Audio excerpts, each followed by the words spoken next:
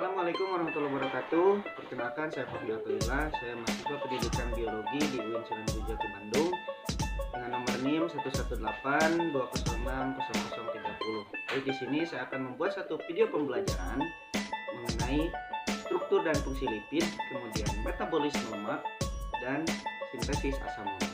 Nah, teman-teman, untuk fungsi dan struktur dari lipid.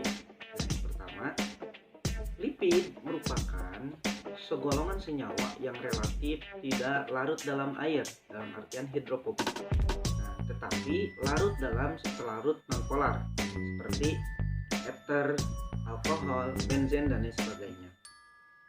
Lipid macam-macamnya ada triacylglycerol atau disingkatnya AG, kemudian ada kolesterol, fosfolipid dan steroid. Untuk fungsi lipid yang pertama yaitu sebagai sumber energi. Kemudian yang kedua sebagai cadangan penghasil energi, sebagai hormon, dan sebagai pelarut beberapa vitamin seperti vitamin A, vitamin D, vitamin E, dan vitamin K. Kemudian sebagai isolator panas, dan pelindung organ-organ penting dalam tubuh, dan masih banyak lagi. Pembagian lipid berdasarkan sumbernya dibagi menjadi dua, ada lipid nabati, ada lipid hewani. Nah, kita bisa kenali dengan pemberian namanya. Kalau nama nabati itu dari tumbuhan, kalau hewani itu berasal dari hewan. Nah, apa itu lipid nabati?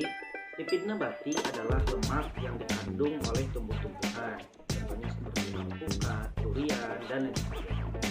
Lemak alam ini terbentuk dari gliserol dan asam-asam lemak yang tidak jenuh. Lipid nabati mengandung fitosterol. Kadar asam lemak tidak jenuh pada suhu kamar, lipid nabati ini berwujud cair. Sedangkan lipid hewani itu adalah lemak yang dikandung oleh hewan, contohnya seperti daging, telur, ikan, dan lain sebagainya. Lipid hewani mengandung kolesterol. Nah, lipid hewani ini lebih kecil daripada lipid nabati. Kemudian ini cenderung berbentuk padat ketika dalam suhu kamar.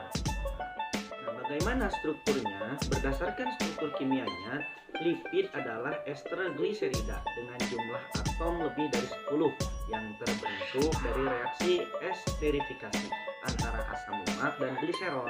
Nah, selain itu, ester gliserida membentuk lemak dan minyak. Struktur asam lemak dan gliserol pada senyawa lipid adalah sebagai berikut. Ini gambarnya.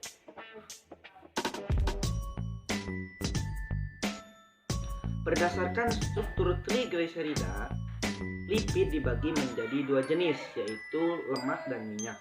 Nah, lemak dan minyak tergolong senyawa trigliserida dan triacylglycerol, yang berarti senyawa yang memiliki 3 gliserol. Pada gambar di atas yang tadi saya tampilkan, yang dimaksud adalah rantai karbon dan jumlah atom karbon dari 3 sampai 23, tetapi paling umum dijumpai adalah 15 atau 17. Lemak yang terbentuk dari asam karboksilat sejenis R1, R2, dan R3 itu disebut lemak sederhana. Jika terbentuk dari 2 atau 3 jenis asam lemak karboksilat disebut asam lemak campuran atau lemak campuran.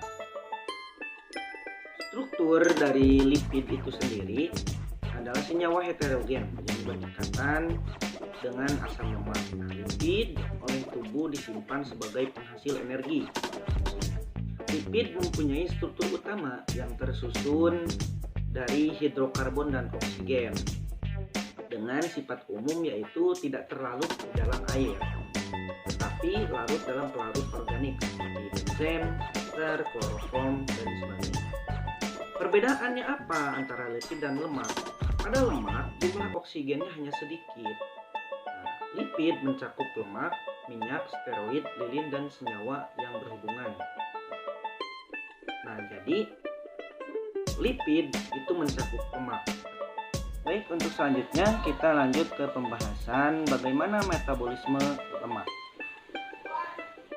Metabolisme lemak.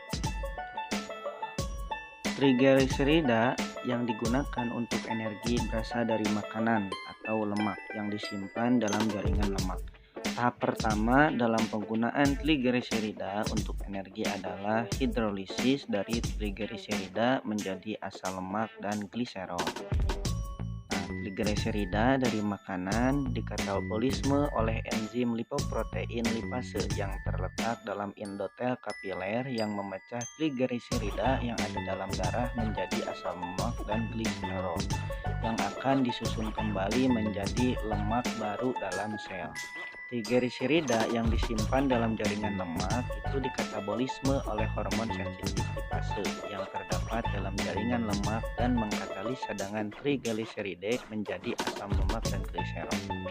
Kemudian asam lemak dan gliserol ditransport ke jaringan aktif di mana keduanya dioksidasi dan menghasilkan energi.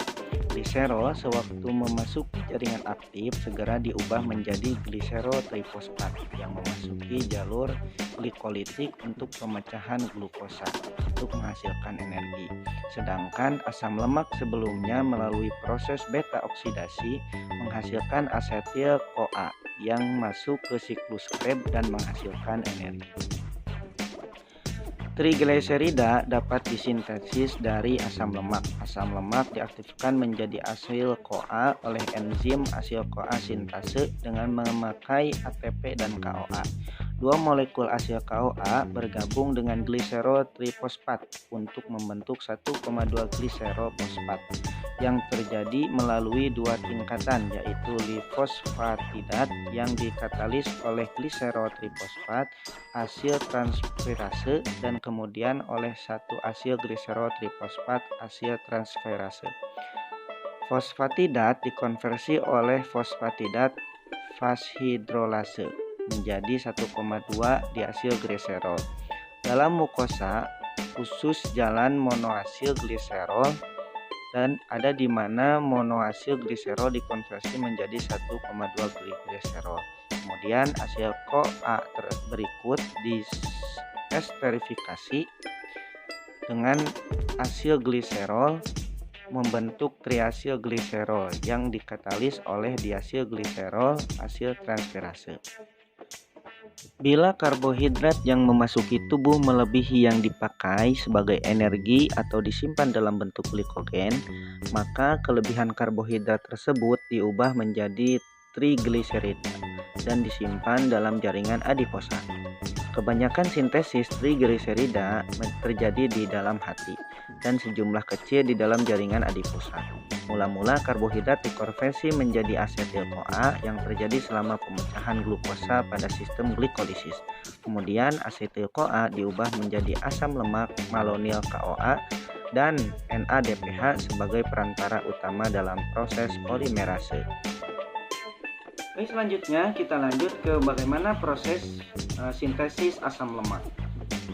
Baik, sebelum kita lanjut menjelaskan bagaimana proses sintesis asam lemak, apa itu asam lemak? Nah, sintesis asam lemak itu adalah proses pembentukan asam lemak dari asetil koenzim A dan NADPH melalui aksi enzim yang disebut sintase asam lemak. Nah, proses ini berlangsung di dalam sitoplasma atau sitosol.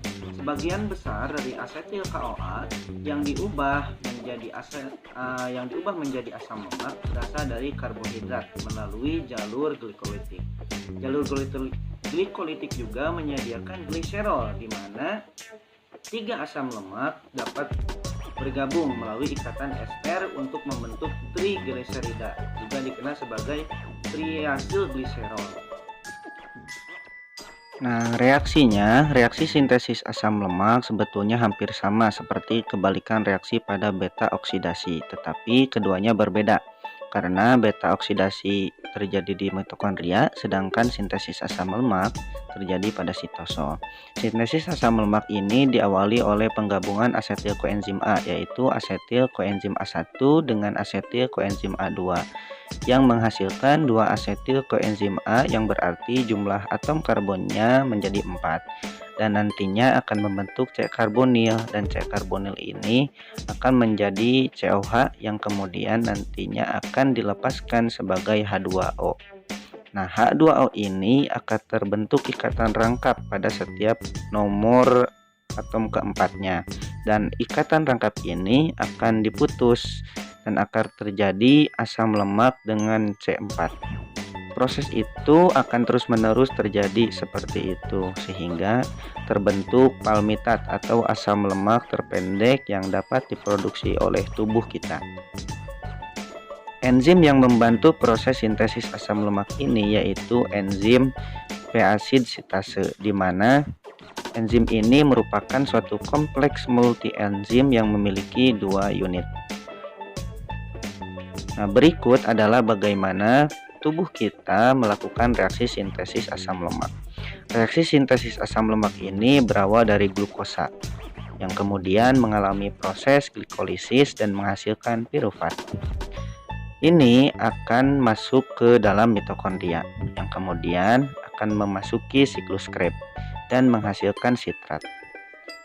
Sitrat ini kemudian akan melepaskan OAA yang kemudian akan menjadi kembali kepada bentuk malonyl koenzim A, yang nantinya enzim yang lainnya akan diubah menjadi malonyl koenzim A.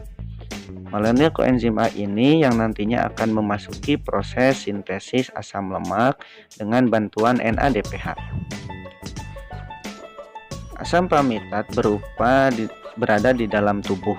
Nah, yang dengan karbonnya berjumlah 16, yang jika tidak dibutuhkan oleh tubuh maka palmitat akan diubah oleh glisero 3 fosfat menjadi Tg, dan Tg ini akan ditransformasikan ke VLDL melalui darah dan akan disimpan pada adiposa atau hati.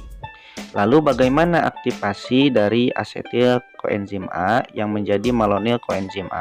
Hal ini terjadi dengan bantuan ATP serta HCO3 negatif dan dibantu juga dengan adanya biotin sehingga terbentuk malonyl koenzim A. Nah, mungkin sekian yang dapat saya sampaikan. Terima kasih. Mohon maaf apabila ada kekeliruan. Akhirul kalam. Wassalamualaikum warahmatullahi wabarakatuh.